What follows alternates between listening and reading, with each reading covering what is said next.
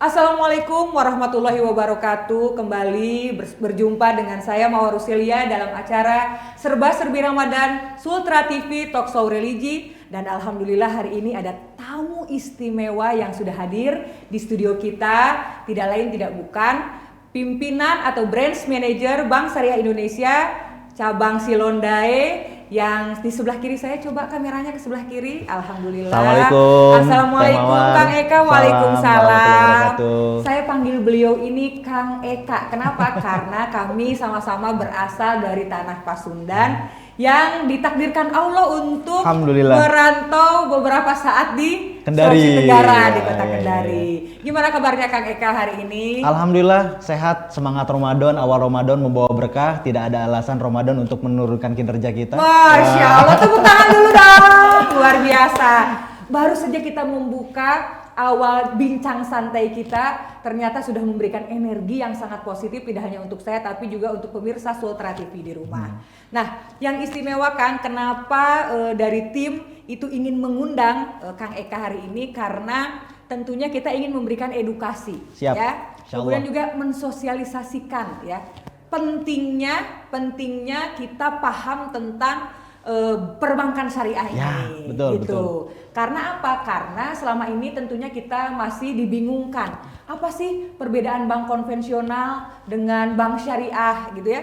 Kemudian apa istimewanya kita terutama sebagai seorang muslim untuk lebih memilih ya menyimpan dana kita, kemudian bertransaksi dengan bank syariah.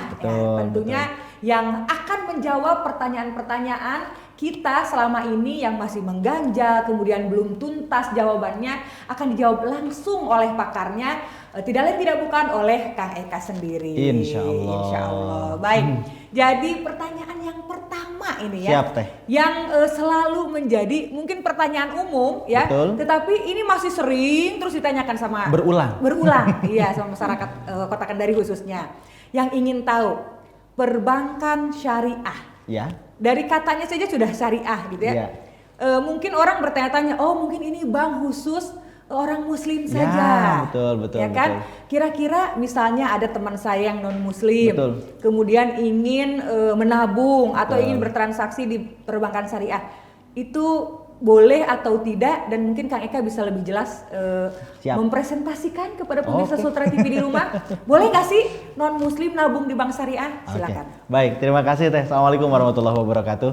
Alhamdulillah bisa berjumpa kembali pemirsa Sultra TV, mudah-mudahan dalam keadaan sehat. Ramadan awal-awal harus semangat gitu kan. Dan mudah-mudahan kita menjaga semangat ini sampai dengan akhir Ramadan dan menjadi bekal sampai dengan tahun depan. Aduh, berdoa ya. Amin Allahumma amin. Bagus, harus diawali dengan doa. Iya, harus dengan doa. Kemudian pertanyaan yang sering muncul memang apakah bank syariah itu khusus untuk orang Islam? Betul. Jawabannya tidak. Tidak ya, baik. Jadi syarat untuk nabung di bank syariah bukan agama, tapi KTP. KTP. Selama punya KTP, maka bisa nabung di bank syariah. Selama itu warga negara Indonesia, maka bisa menabung di bank syariah. Selama dia memiliki keinginan untuk bertransaksi di bank syariah, insya Allah kita layani dengan excellent, dengan baik untuk peningkatan kualitas ekonomi yang lebih baik. Karena kalau di bank syariah itu tidak hanya keuntungan ekonomi, akan tetapi value yang dikedepankan, sehingga memang ekonominya bukan hanya ekonomi keuntungan duniawi, tetapi ada value yang bisa didapat. Seperti itu. Gitu ya.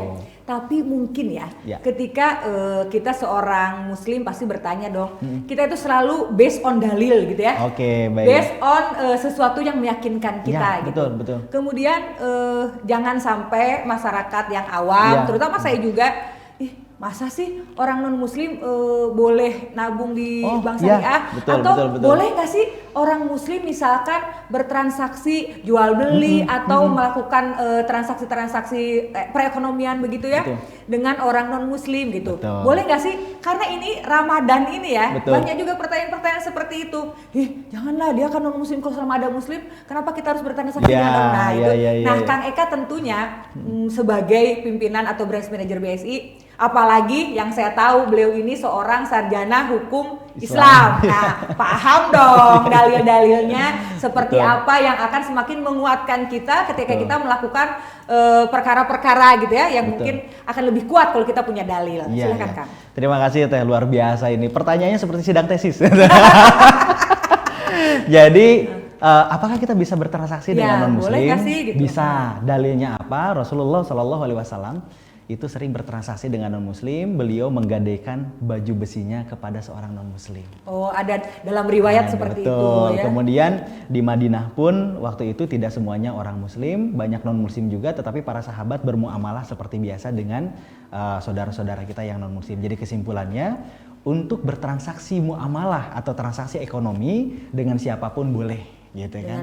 Dengan siapapun boleh. Yang penting tidak ada transaksi yang dilarang. Apa itu transaksi yang dilarang? Itu poinnya. Tidak boleh menipu, tidak boleh mengurangi takaran, tidak boleh menyembunyikan cacat barang, tidak boleh menimbun barang, dan tidak boleh memberikan ketidakpastian. Ketidakpastian apa? Ketidakpastian pengiriman, ketidakpastian harga, dan ketidakpastian kualitas serta kuantitas. Nah, kalau semuanya pasti, kemudian harganya disepakati, barangnya ada, bisa diserah terimakan, kita bertransaksi dengan siapapun, muslim, non-muslim, itu diperkenankan. Seperti itu Teh. Baik, luar biasa ya. Semakin paham bahwa ternyata kita tidak salah ya ketika kita melakukan transaksi atau bermuamalah dengan mungkin tetangga kita, ya partner-partner bisnis kita yang non muslim. Karena apa? Karena sejarah pun Rasulullah memberikan contoh yang sama. Zaman baheula, zaman dulu ketika beliau bermuamalah dilakukan juga dengan non muslim, asal tadi tidak melanggar aturan-aturan yang sudah ditetapkan. Ya, jadi semakin tenang kita ya, sudah mendapatkan jawaban. Baru di segmen awal tetapi sudah 2 pertanyaan jelas dijawab oleh beliau ya. Dan ada titipan pertanyaan nih dari netizen ya. Siap, netizen yang budiman. Netizen yang budiman. Saya mendapatkan pembiayaan dari bank syariah. Baik. Tapi ternyata angsuran yang harus saya bayar lebih mahal dibandingkan bank konvensional. Oh ya. Apakah ini sesuai syariah? Jemaah katanya gitu ya. Ini pertanyaan yang juga mungkin umum tetapi memang harus selalu kita sosialisasikan. Ya, jangan bosan-bosan kita jawab ya, untuk lebih memahamkan kembali tentang pertanyaan ini. Ya, silakan Kang. Terima kasih Teh. Jadi yang pertama, syarat sah jual beli itu tidak ada unsur mahal dan murah. Tidak ada unsur mahal dan murah. Jadi bukan berarti kalau kita berjual beli, kita bermuamalah harganya mahal, itu adalah haram. Oh tidak gitu kan. Kita beli beras dari toko A harga 1.000, kita beli beras dari toko B 2.000, bukan berarti kalau beli di toko B haram kan, seperti itu. Nah pertanyaannya, kenapa sih bank syariah itu mahal gitu. Yang pertama nih, karena memang yang make baru dikit, pelakunya baru dikit dibandingkan bank konvensional. Dibanding bank konvensional, market share kita masih di kisaran 6-7% dari total market share di Indonesia.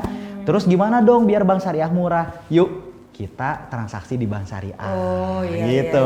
Toko semakin laku, harganya semakin murah. Nah gitu. Kemudian apa sih yang dilakukan BSI sekarang gitu kan? Alhamdulillah Teh, kami sekarang sudah semakin murah.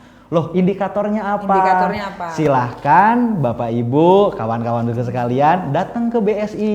Kalau yang mau punya usaha gitu kan, ada pembiayaan kurs syariah dari pemerintah, saya jamin itu sangat rendah sekali karena memang ada subsidi dari pemerintah. Bolehlah dibandingkan seperti itu. Yang kedua, kalau Bapak Ibu mau rumah seperti itu kan, dipersilahkan juga datang ke Bank Syariah Indonesia, BSI. Nanti ada perumahan subsidi namanya FLPP. Itu juga angsurannya sangat murah sekali, bahkan bedanya nih bisik-bisiknya nih bisa sampai hampir 500 sampai 700 ribu rupiah, lebih murah. Oh begitu. Dengan dibanding yang lain seperti itu. Karena kita pakai subsidi pemerintah. Begitupun buat para PNS gitu kan, pegawai BUMN yang punya kebutuhan untuk menyekolahkan anak, renovasi rumah, bisa datang ke Bank Syariah Indonesia. Boleh nanti kita diskusi, bandingkan dengan saudara-saudara kita yang lain seperti itu, insya Allah itu juga lebih murah. Jadi sekarang BSI karena sudah semakin bagus, merger 3 bank, alhamdulillah sudah selesai, dan alhamdulillah karena semakin besar maka modalnya besar, alhamdulillah jualannya pun bisa lebih kompetitif di market. Seperti itu. Jadi kalau ada yang bilang mungkin saudara-saudara kita, oh Bank Syariah mahal, mungkin belum ketemu saya. Atau mungkin itu nasabah lama sebelum kita merger. Kalau sudah kita merger, insya Allah kita sudah murah. Jadi monggo para pemirsa Sultra TV silaturahim ke Bank Syariah Indonesia, insya Allah dapat berkah seperti itu. Berarti ada perbedaan pada saat BSI belum merger 3 bank itu dengan sebelumnya gitu ya? Ada. Jadi otomatis pertanyaan misalkan angsuran lebih tinggi dibandingkan bank konvensional, sekarang harusnya sudah tidak ada lagi dong pertanyaan itu dengan mergernya 3 bank menjadi Insya BSI ini. lebih kompetitif sekarang. Lebih kompetitif. Betul. Kalau dulu kan kita masih sholatnya munfarid satu-satu. Nah, sekarang kita sholat berjamaah, sehingga analoginya kalau sholat berjamaah kan pahalanya 27 gitu, lebih kompak. Masya Allah, luar biasa ya. Modal lebih kuat. Modal lebih kuat, insya betul. Allah. Berarti sekarang tidak usah takut lagi dan tidak usah kita beropini bahwa malas ke bank syariah karena apa? Karena angsurannya lebih tinggi daripada konvensional. Mendingan kita konvensional aja. Nah, pemahaman itu harus kita perbaiki lagi. Kita harus paham ilmunya ya. Harus paham ilmunya dan harus sering-sering ketemu Pak Eka. Siap. Harus sering ketemu Kak Eka supaya apa? Supaya kita tidak salah paham memaknai kenapa misalkan ada pendapat bahwa di bank syariah ini lebih tinggi angsurannya gitu. Tak kenal maka tak sayang. Kenal maka tak sayang, makanya kenalin dulu gitu ya. Betul. Tetapi yang menggelitik pemirsa Sultra TV di rumah adalah kenapa sih kemarin-kemarin mungkin ada anggapan bahwa angsuran di bank syariah lebih tinggi dibandingkan bank konvensional, itu tadi karena market share kita masih sedikit. Kemudian kita juga sebagai seorang muslim tidak memprioritaskan bank syariah sebagai bank tempat kita bertransaksi. Ini PR kita bersama Pak Eka. PR-nya Kang Eka tentunya sebagai branch manager BSI dan tentunya kita sebagai seorang muslim ya, sebagai seorang muslim kita akan lebih tenang kalau kita bertransaksi bermuamalah itu sesuai dengan syariah. Menabung pun harus di bank syariah. Makanya pemirsa tadi di rumah jangan ragu lagi ya. Ayo segera bertransaksi di bank syariah. Bank Syariah Indonesia. Nah, sekarang ada lagi Kang, pertanyaan menggelitik yang kedua nih. Boleh. Katanya gini. Sekarang kan Bank Syariah marak memberikan program undian kepada nasabah, khususnya nasabah pendanaan. Nah, ada lagi beberapa netizen yang maha benar ini ya. Loh, kenapa sih di Bank Syariah ada undian? Kan undian itu termasuk dalam kategori perjudian. Kata Bang Roma, judi itu haram. Ya, baik Teh. Gimana nih dalilnya dari pimpinan BSI untuk nggak apa-apa kok, boleh kok undian-undian gitu, silakan Kang. Jadi yang pertama, kalau judi itu rumus simpelnya nih gitu kan, logika dasarnya yang menang memakan harta yang kalah. Contoh, saya taruh uang 1.000, Teh Mawar kasih uang 1.000, kita tebak mobil yang lewat ganjil atau genap, plat nomornya. Oh ternyata saya nebak ganjil, Teteh nebak genap, kalau yang menang uang 2.000 buat pemilik yang menang. Saya ada harta di sini dimakan oleh yang menang. Itu judi tidak boleh. Judi itu. Tapi kalau di bank syariah, sumber hadiahnya adalah dari dana bank syariah.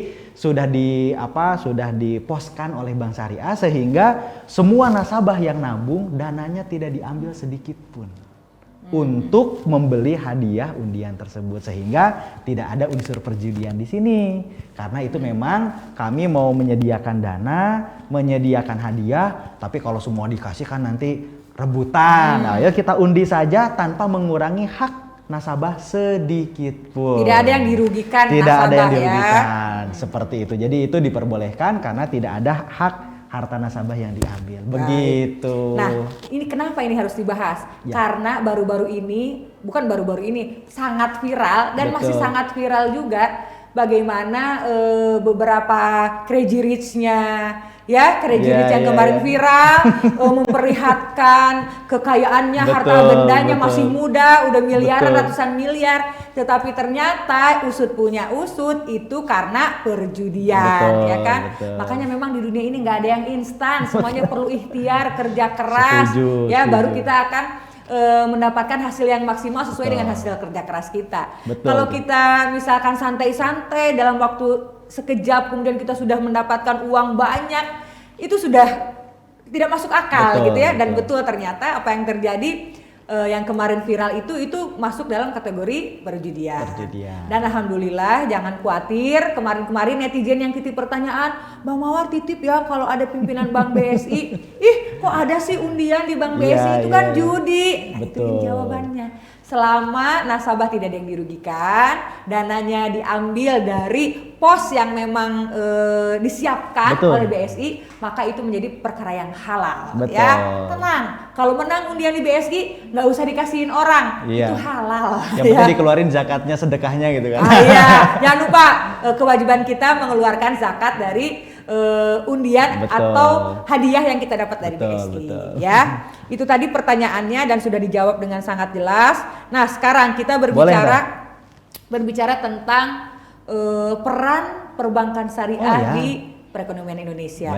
Karena apa? Karena beberapa artikel saya baca, beberapa jurnal saya baca, justru perkembangan perbankan syariah di luar negeri, yang justru warga negaranya itu non muslimnya mayoritas, muslimnya minoritas, tetapi perbankan syariahnya cepat melesat. Sementara di Indonesia yang notabene ya muslimnya itu mayoritas, kenapa tadi dikatakan justru market share-nya atau pasarnya itu masih rendah gitu loh. Ini tentunya menjadi pertanyaan. Silakan. Kenapa itu bisa terjadi di negara yang mayoritas muslim tapi perbankan syariahnya atau bank syariahnya masih kalah dengan bank konvensional? Baik, yang pertama yang harus kita lihat adalah dari sisi masyarakat dan banknya dulu. Jadi memang masyarakat di Indonesia itu kan sangat majemuk, sangat beragam, sehingga memang banyak pikiran, banyak pemikiran tentang tafsir perbankan syariah. Kemudian yang kedua, saya setuju dengan Teh Mawar bahwa minimal kita mulai dari diri kita sendiri. Alhamdulillah Teh, semenjak saya kuliah sampai sekarang di dompet saya tidak ada ATM bank konvensional. Nah, itu minimal ya. Jadi minimal kita mulai dari diri sendiri dulu. Oh Pak, kan saya gajinya misalkan di bank konven, nggak masalah. Nanti dipindah ke bank syariah. Nah, itu kesadaran itu yang belum muncul. Sehingga memang masyarakat, saya kan sudah ada di bank konven gitu kan sama saja. Padahal kan kalau di bank syariah akan ada value tersendiri yang akan didapatkan oleh nasabah. Kemudian yang kedua, mungkin yang kami lihat adalah masyarakat belum teredukasi. Masyarakat belum teredukasi karena memang masyarakat selama ini menganggap bank syariah sama bank konven quote and quote sama. Kemudian yang ketiga, akses Teteh. Jadi akses contoh untuk saudara-saudara kita yang bukan di perkotaan, di perdesaan mungkin agak susah untuk mengakses bank syariah. Nah, dari berbagai macam problem tersebut, kami sekarang melakukan berbagai macam inovasi teknologi. Yang pertama, kita ada laku pandai yang namanya BSI Smart. Jadi BSI Smart itu laku pandai di warung-warung, di toko-toko, itu kita pasang edisi. Bahkan kita lebih canggih, tidak perlu ada edisi, cukup dengan HP itu bisa membuka rekening Bank Syariah Indonesia, bisa menerima setoran. Oh, bisa langsung membuka rekening ya? Tanpa harus ke bank gitu? Tanpa harus ke bank, dan di warung tersebut tidak perlu edisi, cukup HP. Dengan Android itu sudah bisa. Jadi tidak perlu lagi, Pak saya mau menjadi agennya Bank BSI, agen laku pandai. Itu tidak perlu lagi nunggu edisi, kita bisa memakai dengan HP, sudah uji coba di Sulawesi Tenggara berhasil, alhamdulillah. Kemudian yang kedua, mungkin juga masyarakat bingung gitu, wah bagaimana ini kalau saya di pedesaan, saya butuh uang, ATM-nya tidak ada, kan seperti itu. Sekarang kami pun berinovasi, bagaimana masyarakat nasabah Bank Syariah Indonesia bisa ambil tarik tunai tanpa kartu ATM dari Indomaret. Masya Allah. Bisa. Jadi sudah bisa ya? Sudah bisa, jadi tidak perlu kartu ATM lagi. Ke Indomaret tinggal masuk mobile banking, BSI Mobile, tarik tunai, nanti kasih kodenya ke kasir Indomaret, itu akan dapat uang tunai dan biayanya lebih murah daripada ambil di ATM bank lain. Kemudian selanjutnya, kenapa sih market share bank syariah itu juga masih tidak setinggi di bank konvensional? Tentu kalau di perbandingan usia, bank syariah di Indonesia mulai muncul tahun 90. Sedangkan bank konvensional itu sudah muncul tahun 1800-an. Sehingga memang secara usia kami masih muda, tetapi kami bersyukur Teh di usia yang muda ini bisa berkontribusi lebih terhadap masyarakat. Nah, kalau ditanya tadi bagaimana kontribusi Bank Syariah terhadap masyarakat, alhamdulillah di Bank Syariah Indonesia kita punya target bahwa kita sahabat UMKM. Sahabat UMKM, kita punya pembiayaan mikro syariah, pur mikro syariah, mulai dari yang kecil sampai dengan yang besar. Kemudian kalau sudah 500 juta nanti bisa naik kelas ke SME, dan kita pun bisa mengkader kawan-kawan mahasiswa dengan nama BSI Talenta Wirausaha. Masya Ya, Allah. jadi sekarang sudah berkah merger ini luar biasa, kita banyak program. Jadi kita bisa berkontribusi. Kalau biasanya kan kita kontribusinya kepada yang sudah punya usaha, kita biayain. Nah sekarang yang baru niat mau usaha pun bisa dibina. Namanya BSI Talenta Wirausaha. BSI Seperti Talenta itu. Wirausaha. Oke, cut dulu Kang. Siap. Ini semakin menarik perbincangan santai kita yang ternyata nggak santai. Ya. Ini benar-benar harus kita catat baik-baik karena ternyata banyak sekali program-program Bank Syariah, terutama Bank Syariah Indonesia yang ternyata memberikan banyak akses-akses dan kemudahan-kemudahan untuk masyarakat khususnya, dan akan semakin memudahkan juga aktivitas dan transaksi-transaksi keuangan. Betul. Salah satunya adalah tidak perlu ke ATM untuk ngambil tunai, dan ternyata untuk pelaku usaha juga akan mendapatkan kemudahan-kemudahan. Nanti kita akan bahas lebih lanjut, kita akan bahas lebih detail, terutama saya sebagai pelaku usaha ya yang membina beberapa teman-teman UMKM untuk bertanya lebih lanjut kira-kira kemudahan apa sih, kita bahas secara spesifik tentunya setelah jeda berikut ini. Akan kembali dalam Serba Serbi Ramadan Talkshow Religi bersama Sultra TV.